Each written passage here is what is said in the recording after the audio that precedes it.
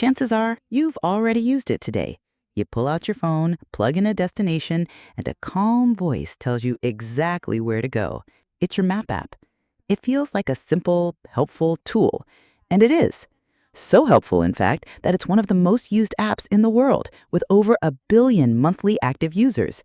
We just don't think about it. But let's try. Imagine you hired a private detective, and their only job is to follow you everywhere, 24/7. They write down every street you turn on, every store you walk into, how long you stay, and where you head off to next. They build a file on you so ridiculously detailed it knows your commute to the minute, your favorite coffee shop, your doctor's office, your kid's school, and that secret spot you go to, just to think. You don't have to imagine it, because your map app is already doing it.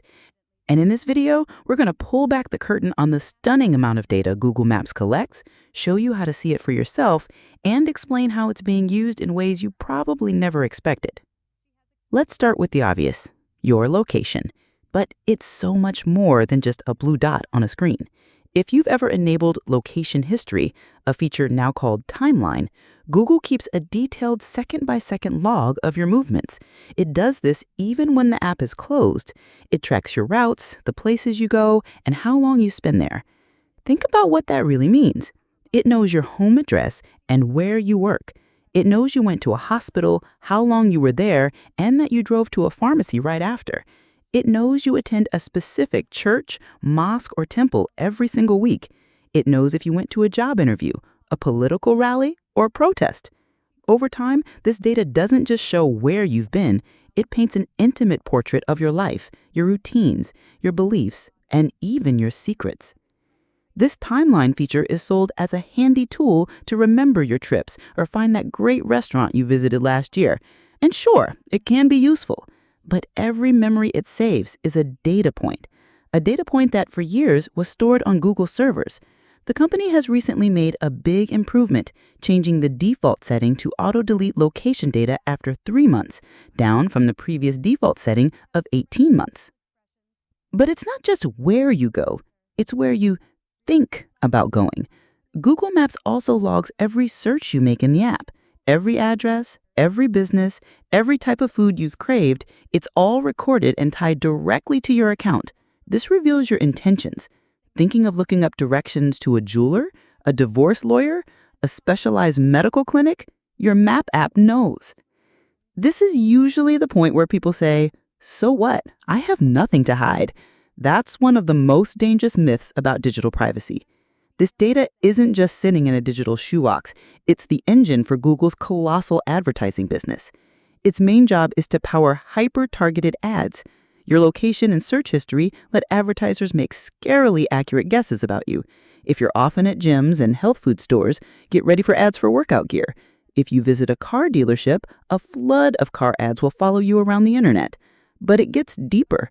By analyzing patterns, they can target you based on major life events. Visiting baby stores and an OBGYN clinic, you're likely an expectant parent. This kind of information is gold to advertisers. In 2023 alone, analysts estimate that Google Maps generated around $11.1 billion in revenue, with ads being a huge part of that. Businesses can pay to have promoted pens show up on your map, targeting people in a specific area who are looking for exactly what they sell. Google says it gives businesses anonymous data, not your personal info, but the whole system works because it knows you so well. The implications go way beyond seeing an ad for pizza. This data creates a profile that can be used to do more than sell you stuff. It can be used to shape your opinions and even determine your risk profile for things like insurance or loans, though that's a gray area most companies won't admit to. And then there's government access. For years, police have used a controversial tool called a geofence warrant. Unlike a normal warrant that names a suspect, this one asks Google for data on every single phone within a specific area during a specific time. So if a crime happened on your street, data on you, your neighbors, and anyone just walking by could be handed over to law enforcement, turning innocent people into suspects. In 2020 alone, Google got over 11,500 of these warrants. Okay, This is the part where it can feel a bit overwhelming, maybe even a little scary, but understanding the problem is the first step to taking back control. If you're finding this useful and want to learn more about protecting your digital life, take a second to subscribe to the channel. We're all about giving you the tools to navigate this digital world safely. The good news is, after years of criticism and public pressure, things are finally starting to change. Facing lawsuits over geofence warrants, Google has made a massive shift. Starting in late 2024 and rolling out into 2025, Google began moving your timeline data from its cloud servers directly to your phone. This means your detailed location log will live on your device by default, not on some giant server. Plus, any data you decide to back up to the cloud will now be end-to-end encrypted, which means not even Google can read it. This one change throws a huge wrench in the whole geofence warrant practice. Since Google won't have this centralized, unencrypted data to hand over, law enforcement will have to target a specific person's device instead of casting a wide net. It's a huge win for privacy. But while these changes help, the game of cat and mouse continues. As some tracking methods get shut down, new ones pop up. As of 2025, Google's policies now allow for a technique called digital fingerprinting, which can identify you by combining bits of information about your device, like your operating system, fonts, and time zone, to create a unique profile that's much harder to erase than clickies. This just proves that the responsibility is now on you. You have the power to manage your data. So let's do it, right now. Here's how to see what Google Maps knows and lock it down. First, open the Google Maps app. 1. Tap your profile picture in the top right corner. 2. Select your timeline. Get ready, because this is your personal map. You can browse by day and see a disturbingly accurate log of where you've been.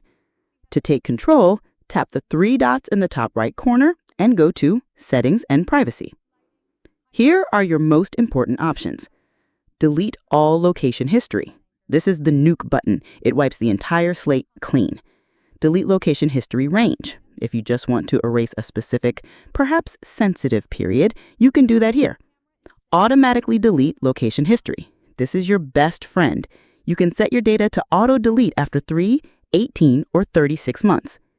Setting this to 3 months is one of the most powerful privacy moves you can make. Location history is paused. You can also just stop the train altogether and pause data collection. Some personalized features might not work as well, but it's the surest way to prevent the log from being created at all. Seriously, take a moment to look at these settings. Seeing your own data on a map makes the abstract idea of data collection very, very real. Let's be clear. Your map app is a modern marvel. It's revolutionized how we explore the world and connect with places. But for years, that convenience came at a hidden cost, our privacy. We treated it like a simple utility, not realizing it was also a private eye, logging our every move for profit. The recent changes to store data on our devices are a massive step in the right direction. It proves that when we demand better privacy, companies listen. But this new power means we have to be active participants in our own digital lives, not just passive users. By checking your timeline, deleting old data, and turning on auto-delete, you aren't just protecting yourself. You're sending a message that your personal life isn't a product to be sold.